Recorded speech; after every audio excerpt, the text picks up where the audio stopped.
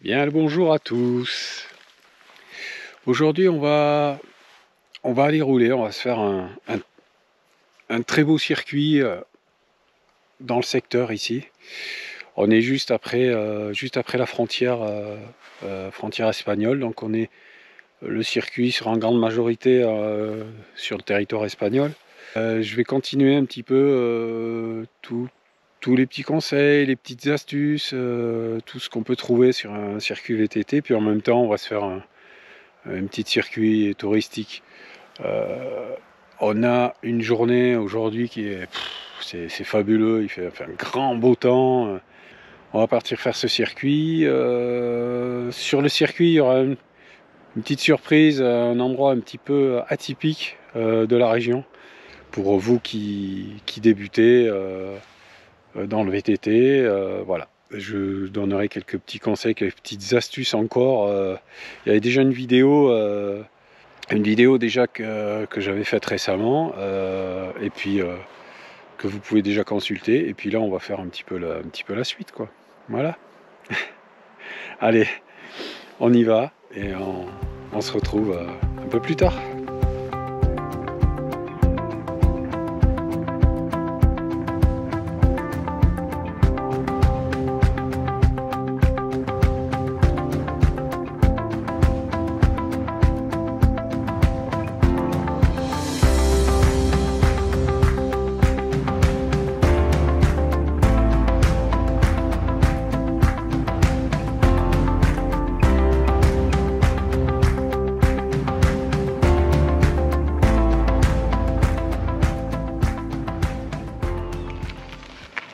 Alors, ce qui est important aussi, c'est ce que je vous recommande, quand vous partez sur une sortie vélo, essayez de partir en douceur, un peu soft, quoi. Si ça doit monter, essayez de partir d'un peu plus loin pour pouvoir vous chauffer, pouvoir vous préparer en fait à l'effort. Si vous partez direct sur du dur, vous risquez de saturer vos jambes en fait. Vous allez gorger vos muscles directement et ça risque de vous nuire sur toute la sortie. Ça permet en même temps de vérifier que voilà, votre vélo, tout va bien, vous pouvez passer toutes vos vitesses, voir que tous les réglages sont optimum, et puis après on peut attaquer dans le dur, quoi. Là par exemple, je suis en train de remonter. Vous voyez, on est parti, vous voyez le sommet, un sommet plutôt pointu là devant nous. C'est l'Alcorúns en fait, hein. Tant qu'on y est, je vous donne le nom. Et voilà, je suis parti un peu au pied de cette montagne, et puis vous voyez là, il y a une piste carrossable ici qui monte. Voilà. C'est assez régulier, ça monte mais c'est régulier, donc ça c'est parfait si vous voulez pour... on la voit là, devant nous, là, qui coupe la montagne en deux. Donc si vous voulez, c'est assez régulier, vous montez, mais voilà, c'est bien, ça permet de chauffer, ça permet de vérifier que tout va bien, il n'y a pas de souci sur le vélo, etc. Voilà. Si vous avez la possibilité de faire ça, faites-le. Si vous partez directement tout de suite sur du dur avec une côte qui va être comme ça, ouais, ça va le faire, mais voilà, vous risquez un peu de vous mettre dans le rouge tout de suite, et c'est au risque de patiner par la suite. Vous allez un peu engorger vos jambes, comme on dit, et on peut se retrouver avec ce qu'on appelle dans le jargon les cuisses dures pour tout le reste de la sortie. C'est pas franchement agréable. Donc, dans la mesure du possible, essayez comme ça de vous trouver, ou de partir d'un peu plus loin. Si vraiment vous savez qu'il y a une côte tout de suite, partez un peu plus loin, allez faire un petit tour, chauffez-vous tranquillement et après vous attaquez. Et idéalement, voilà, si vous trouvez une zone comme ça où ça monte un peu régulier, ça c'est parfait, parce qu'après voilà, après vous êtes bien, c'est parti, et on peut y aller à fond.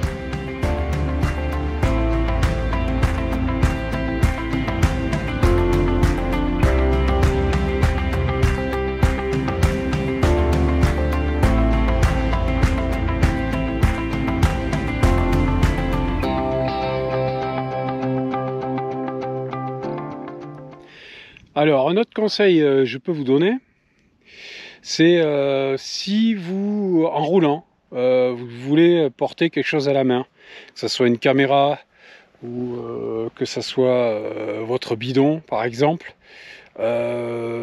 faites-le, mettez-le côté, portez-le côté frein avant. Voilà, alors je précise côté frein avant parce que normalement dans la grande majorité des vélos, le frein avant sera à gauche. Mais il arrive que sur certains modèles, ça soit inversé. C'est très rare, mais ça arrive. Donc c'est pour ça que je dis côté frein avant. Pourquoi? Parce que si vous portez quelque chose, donc vous pilotez plus que d'une seule main. Et il vaut mieux, en cas de freinage, actionner le frein arrière que l'avant. Là, je crois que vous avez tout de suite compris pourquoi. Voilà, si vous devez freiner, ça sera plus facile de freiner d'une main avec le frein arrière qu'avec le frein avant. Parce que si vous devez freiner qu'avec l'avant, généralement, ça va finir par terre. Donc voilà, vous devez porter quelque chose, votre gourde d'eau, un appareil photo, une caméra. Portez-le côté frein avant pour vous libérer la main qui va pouvoir actionner le frein arrière. Voilà, au cas où.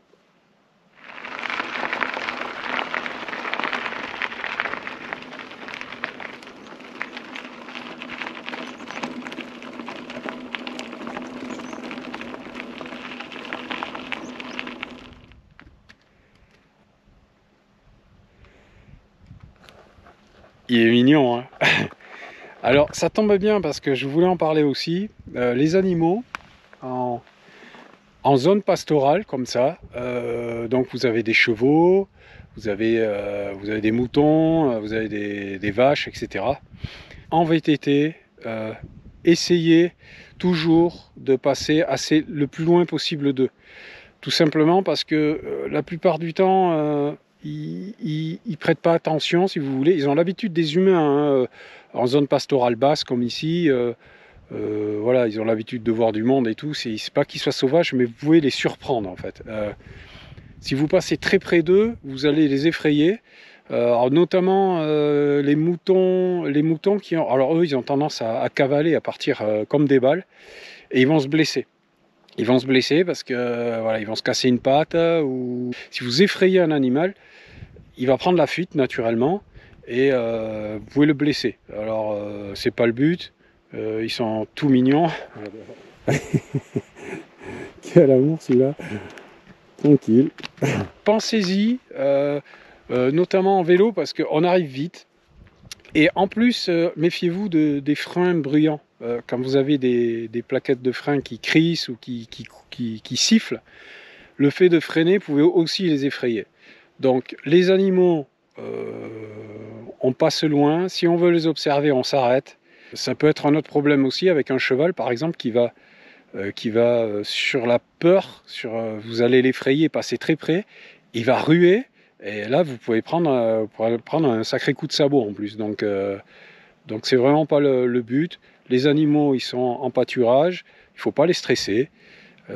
Voilà, on a de la place. On passe loin. S'ils sont sur le chemin qui ne veulent pas bouger, ça arrive aussi. Eh bien, on s'arrête et on fait un détour à pied. On se débrouille, mais on ne les embête pas. Ils sont chez eux. Ils sont à leur place. Voilà, il faut les respecter un maximum. Ces petites bêtes, n'est-ce pas? Tu es d'accord avec moi? Ouais, ça va. Il a l'air ok.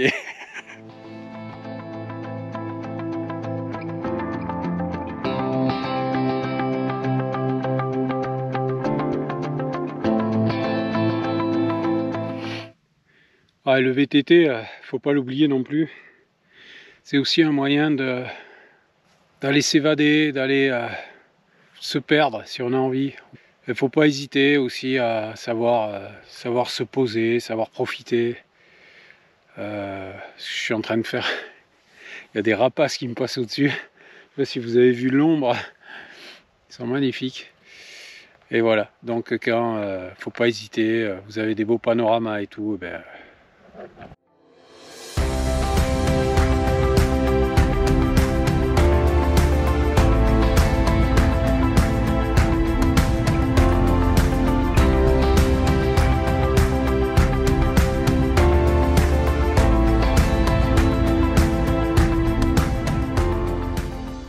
Notre point important, hein, toujours pareil, en zone montagneuse, semi-montagneuse comme ça, quand vous avez des pistes, vous voyez, des belles pistes comme ça, assez roulantes, alors en plus c'est descendant, donc vous voyez par contre au bout là-bas, au fond, il y a un virage à gauche, assez prononcé. Donc, on pourrait être... faut pas oublier que ça c'est des voies carrossables. Vous voyez, des pistes comme ça forestières, il y a des chasseurs, il y a des éleveurs, il y a parfois des pompiers qui peuvent passer, ou des gendarmes, etc. Ou voilà, côté espagnol, vous avez souvent la Guardia Civile ou la police autonome navarraise qui passe. Donc, pas oublier qu'en face, il peut y avoir une voiture qui arrive. Donc, on peut être tenté de trajecter, entre guillemets, et de couper ce virage à la corde. On le fait sur des pistes vraiment où on a une bonne visibilité derrière, ou voilà, mais rester vraiment, vraiment sur la droite, quoi, parce que vous coupez un virage comme ça, il y a une voiture qui arrive en face, et bien souvent on l'entend pas arriver, parce que bon, nous quand vous atteignez une certaine vitesse sur un vélo, vous avez l'effet de vent, l'effet de souffle qui vient vous assourdir un petit peu, donc attention à ça. Sur des voies carrossables comme ça, surtout pas oublier que voilà, il y a des véhicules qui roulent là-dessus. Même si vous voyez un logo interdit aux véhicules et tout ça, il peut y avoir des véhicules autorisés, les éleveurs, agriculteurs et tout ça, eux, ils ont le droit de rouler ici. Donc attention, si vous coupez le virage, il peut y avoir une mauvaise surprise, donc évitez de le faire. Voilà, considérez que vous êtes sur la route et puis ça se passera bien, quoi.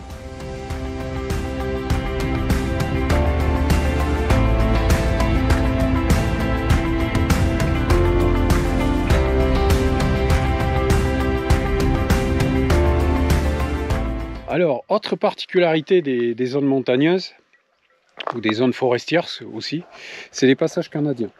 Voilà, alors c'est ça, en fait ça c'est en zone pastorale, ni plus ni moins, c'est pour que, vous voyez, on voit les chevaux là qui sont là, en pâturage.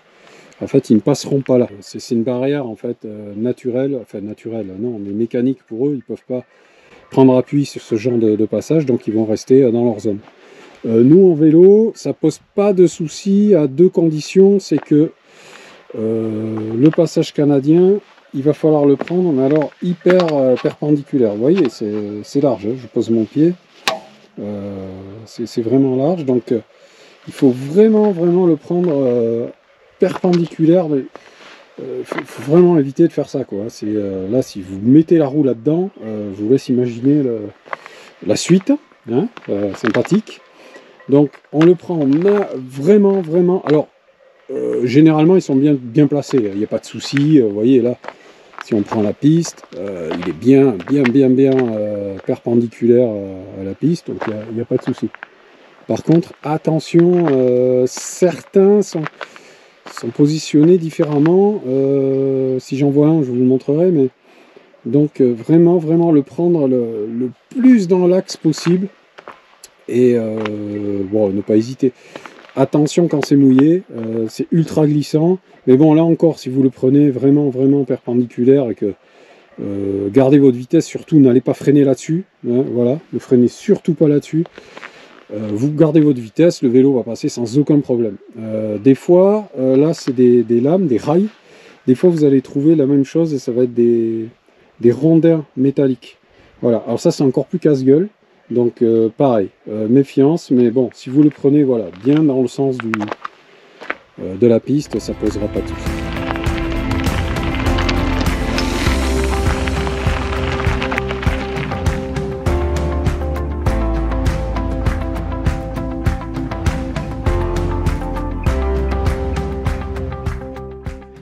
Donc là on était sur plutôt des hauteurs, des chemins plutôt qu'on va rejoindre après tout à l'heure, hein. On ira encore un petit peu plus haut sur une crête, c'est assez magnifique.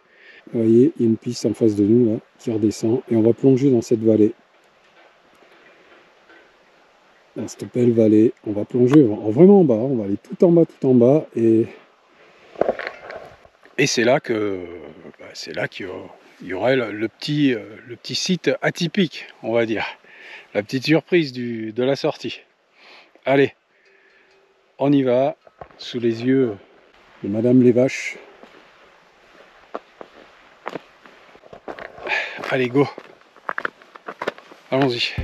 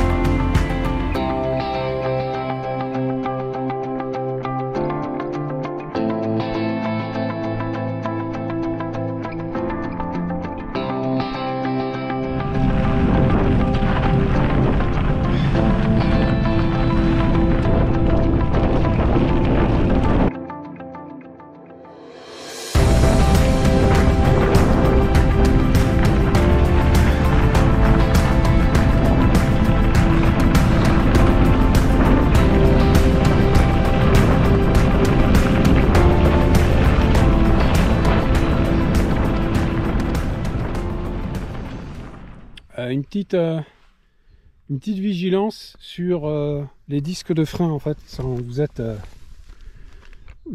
sur des reliefs comme ça, c'est-à-dire que vous allez avoir par moment des grosses descentes. Donc vous allez agir sur vos freins comme il faut. Surtout, soyez vigilants, ne venez pas toucher ici la surface de contact avec les plaquettes, le disque en fait, parce qu'il sera vraiment super chaud, voire brûlant. Vous pouvez vraiment vous brûler sévèrement avec ça, donc soyez vigilants. N'allez pas toucher vos disques, de toute façon ça sert à rien. C'est arrivé certains qui après une descente avaient crevé par exemple, et donc on va enlever la roue justement pour réparer la crevaison, et vous touchez le disque, il est brûlant. Vous pouvez vraiment vous coller les doigts dessus. Ça peut être vraiment très chaud. Donc soyez vigilants là-dessus.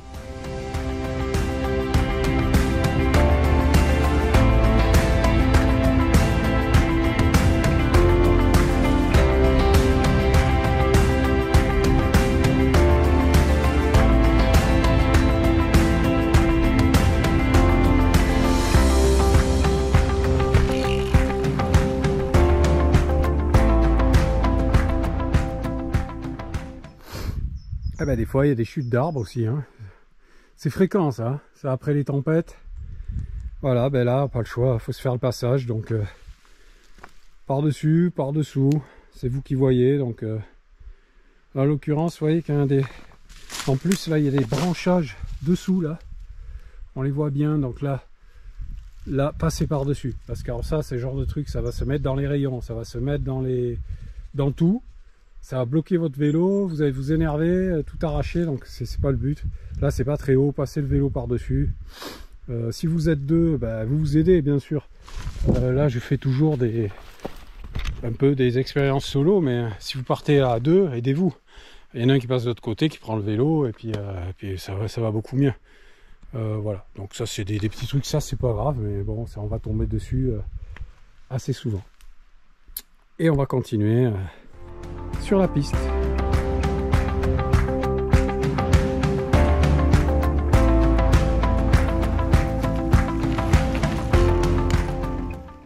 Vous voyez sur les chemins comme ça, après l'automne, des grosses couches de feuillage.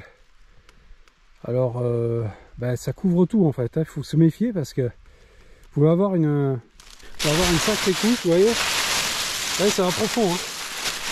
Et là-dessous, voilà, là il y a bien il y a 50-60 cm de feuilles. Et là-dessous on peut retrouver des pierres, des branches, des trucs comme ça. Donc soyez vigilants quand vous roulez sur des sentiers comme ça où il y a beaucoup de feuillage. C'est assez piège, c'est un peu comme les flaques d'eau, on sait jamais qu'est-ce qu'il y a dessous quoi. C'est attention, soyez soyez vigilants avec ça, quoi. Il n'y a rien de très dangereux, mais on peut chuter bêtement parce qu'il y a un truc caché qu'on n'avait pas vu, quoi. Donc attention.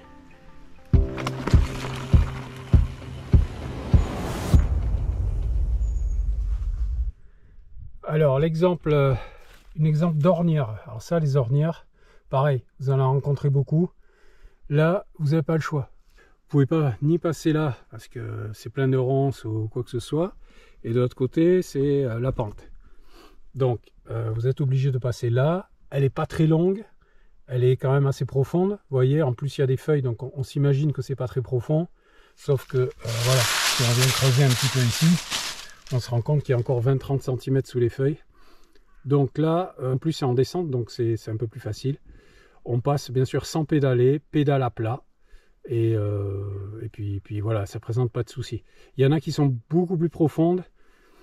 Alors on s'arrange, on peut pas y aller parce que sinon même pédale à plat ça va toucher. Donc là, pas le choix. Ou on passe à pied, ou on fait la petite brouette, comme je vous avais montré une fois. Et puis voilà, ça passe. Là, c'est pas assez profond pour nous bloquer. Donc à condition de passer pédale à plat. Voilà. Donc attention à ça. Et surtout quand il y a des feuilles, méfiez-vous parce que ça peut être beaucoup plus profond que ça en a l'air. Parce que les feuilles, naturellement, vont y aller.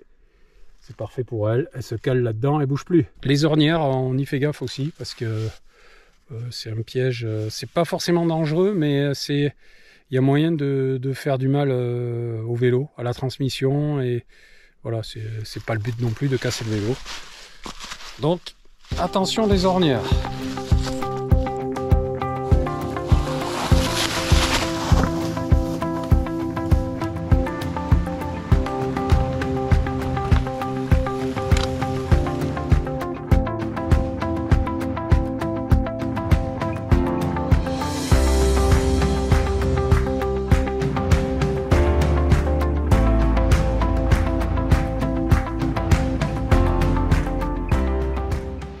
Alors, le petit coin un peu atypique que je voulais vous montrer, en fait, c'est cet endroit. C'est le village abandonné d'Aritsakun. Il y a quelques vestiges, vous voyez, le vieux fronton. Là, vous avez une vieille bâtisse ici, une ancienne habitation. C'est un village qui a été habité jusqu'à dans les années 50 environ. Et puis voilà, il a été déserté pour... alors je pourrais pas vous expliquer la raison exacte. Il a été déserté. Tiens, j'ai un petit compagnon. D'où il sort, lui, je sais pas. Je viens de dire que c'est un village abandonné. Qu'est-ce que c'est? Voilà, on voit les vestiges des anciennes habitations.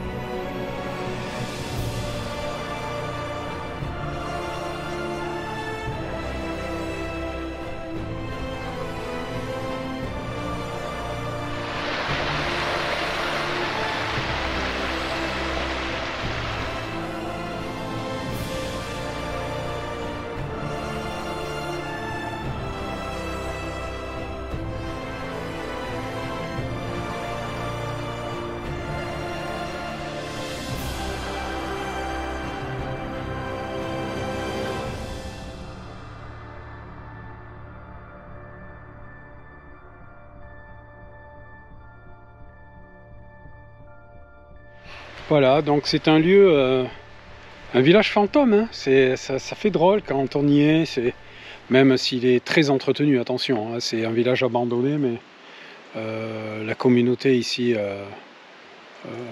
la municipalité en fait, hein, entretient quand même régulièrement. Il est abandonné sans l'aide, si vous voulez, il n'y a pas d'habitants, mais il faut attention, voilà, parce que les maisons ne deviennent pas des ruines, etc. Donc il y a quand même un petit entretien qui fait que c'est un petit attrait touristique qui est sympathique. Donc voilà, puis c'est enclavé autour autour de ces montagnes. C'est vraiment particulier, c'est chouette à voir. Donc je voulais vous le partager entre 2-3 astuces. Voilà, on va redescendre en fait face à nous là. Là on voit les sommets au-dessus, là c'est ce qu'on appelle ici les Peñas d'Itsushi. Et on va remonter dans le creux là-bas au niveau du col.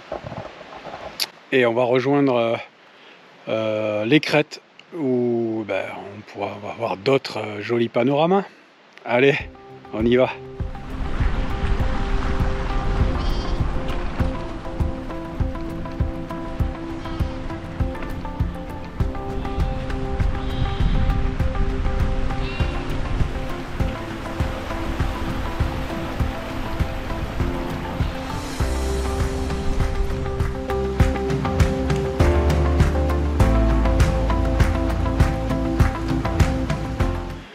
Alors pour ceux qui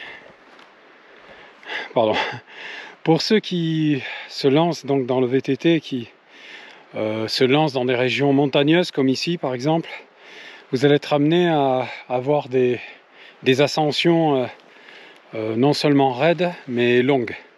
Donc pour exemple ici, voilà, là c'est j'ai commencé l'ascension là il y a à peu près 10 minutes. Il y a des pentes sévères. Donc ça monte, et je sais qu'il y en a pour un petit moment. Donc, dans ces cas-là, que vous débutez, surtout, ne pas se mettre dans le rouge. Patience, on y va mollo, tranquille, on se met. Commencez en développement très grand, c'est pas très grave. Et après, si vous sentez, vous pouvez descendre un ou deux pignons, mais voilà, surtout ne pas partir dans le rouge dans une longue ascension. Alors quand on sait qu'elle est longue, ça va, mais on le sait au début, on explore un peu les pistes et tout ça, donc on peut être tenté de se dire que ça va pas durer longtemps, mais des fois voilà, des fois ça peut durer 3/4 d'heure, 1 heure, suivant les régions, voire plus, hein. Il y a des régions ça dure très longtemps, donc et même dans la montée, voilà, savoir essayer de profiter un peu. Et si vous devez vous arrêter dans une montée, surtout faites comme moi là, parce que là j'ai un léger replat, en fait c'est un léger replat. Et vous arrêtez pas en pleine pente si la pente est à, je sais pas moi, 16-17%. Si vous arrêtez là pour un besoin naturel ou quoi que ce soit, pour partir ça va être coton quoi. Donc essayez de trouver un petit replat ou dans une épingle, généralement au large d'une épingle. Quand vous avez une épingle, dans la courbe la plus longue, la plus extérieure, généralement il y a un léger replat, donc vous pouvez vous arrêter là, mais vous arrêtez pas en pleine pente, parce que pour repartir, ça risque d'être un peu le cirque Pinder, quoi. Donc moi je vais continuer, et puis et on se retrouve là-haut.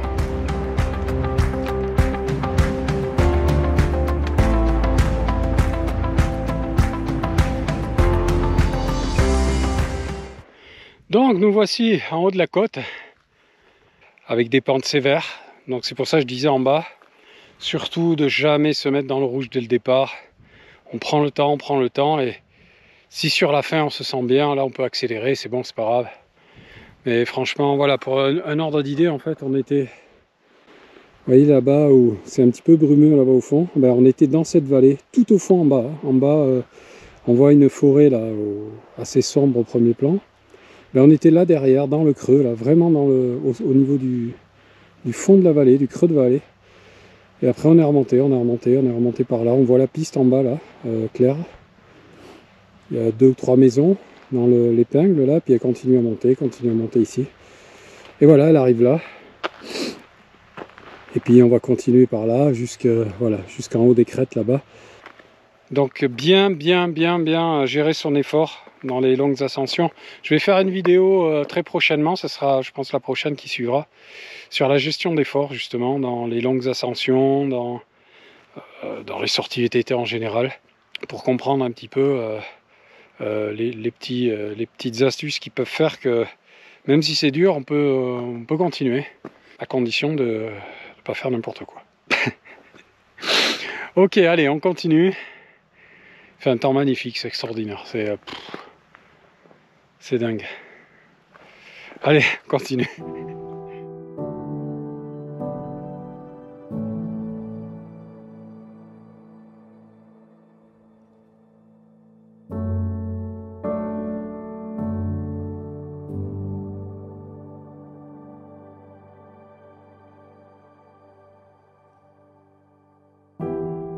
Ce que je disais aussi tout à l'heure, c'est le VTT, en fait, ça permet des points sublimes.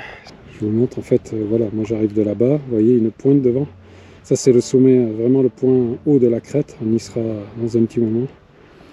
On a tout le versant espagnol. Voilà, et là on revient, en fait la frontière est à peu près en face de nous, hein. C'est voilà, le sommet de la Rune. Alors on voit pas super loin aujourd'hui parce qu'il y a un léger brouillard, je pense qu'il va y avoir de la brume ce soir. Tout au fond là-bas, Hendaye, Saint-Jean-de-Luz, Biarritz, Anglette, Bayonne. Et quand le temps est vraiment ultra dégagé, on voit toute la côte landaise là-bas au fond. Donc c'est un des grands privilèges de pouvoir rouler ici, parce qu'on a quand même des lieux assez magnifiques. Donc voilà, c'est toujours un réel plaisir. Donc allez, on va continuer sur ces crêtes. Et puis profiter de cette fin de journée, ma foi, magnifique.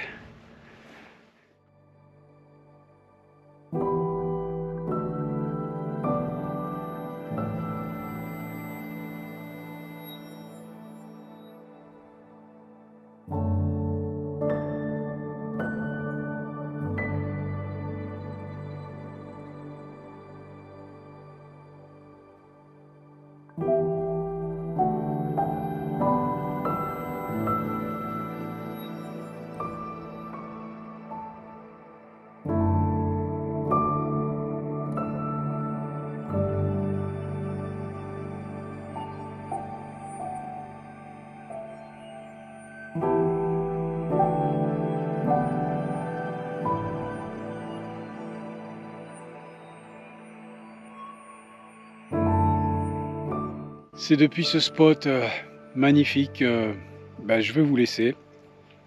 J'espère que vous avez passé un bon petit moment. J'espère que voilà, ces petits conseils vous auront apporté quelque chose. Et puis voilà, au pire, vous aurez fait une jolie balade.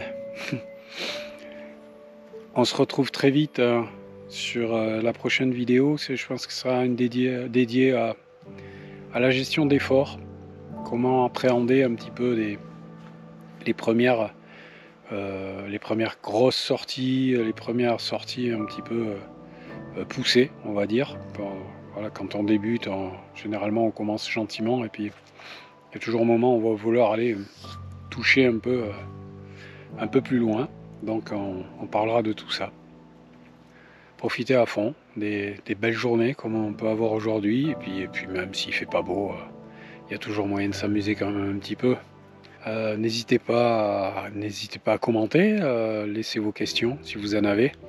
Et puis nous on se retrouve sur une prochaine vidéo et puis très vite dans ces contrées. Voilà. Allez, merci de suivre la chaîne, merci d'être là, merci à tous les nouveaux abonnés qui viennent d'arriver. Voilà, j'espère qu'on se suivra longtemps.